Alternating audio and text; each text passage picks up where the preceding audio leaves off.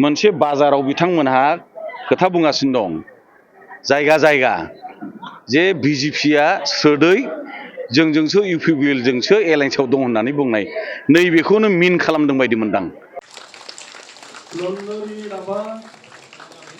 लकेश्वरी राभा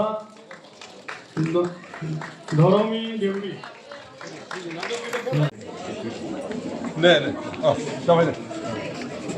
धन्यवाद। आं जोबोद गावखौनो खाफाल गोनां मोनदों। मानगोनां रिहन दैमारिया आंनि बिदा स्वरूप, खारन बिथांजों आङो दिसपुराव मोननै टार्म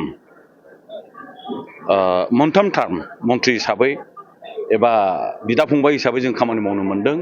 आरो बिथाङा दिनैहाय उदालगुरिनिफ्राय आरोबाव बिजाथि जानानै दिसपुराव थांगासिनो दङ आरो बिथांखौ फेजेननो हानाय खुनु बिरोधी दलनि बेवहाय केन्डिडेटआ बेजों समकक्ष बेजों लोब्बा लाखिनो हानाय रावबो गैया। बिथाङा जोबोद गोरों आरो सासे भद्र सासे बेक्ति आरो बयखौबो लानानै सोलिग्रा सासे बेक्ति। गतिके बिथाङा देरहानाया निश्चित।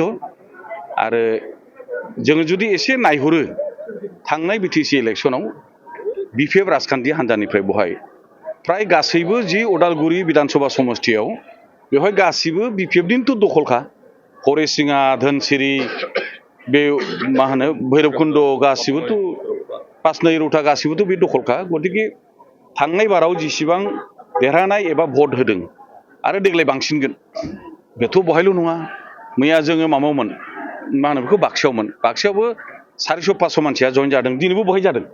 बहाय दिनैहाय जेनेबा 18 सा आरो गुबुन गुबुन जोंहा उदालगुरि जिल्लायाव गोबां मिटिं जागासिनो दं। जेरावबोथ' बे जइनिंआनो जादों।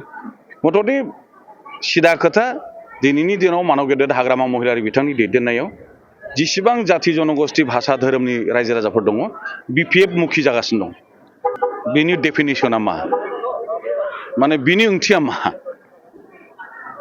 सोर सालायगोन बिटिसिआव पावाराव गैयाब्लाबो इउपिपिएल मोनसे बाजाराव बिथांमोनहा खोथा बुंगासिनो दं जायगा जायगा जे बिजेपिया सोदै जोंजोंसो इउपिपिएलजोंसो एलायन्सआव दं होननानै बुंनाय नैबेखौनो मिन खालामदों बायदि मोनदां। बे ओरैनो बे मा होनो बेलाय बे गाव सानलाबायनानै बुंनायानो बे आयेन जाया।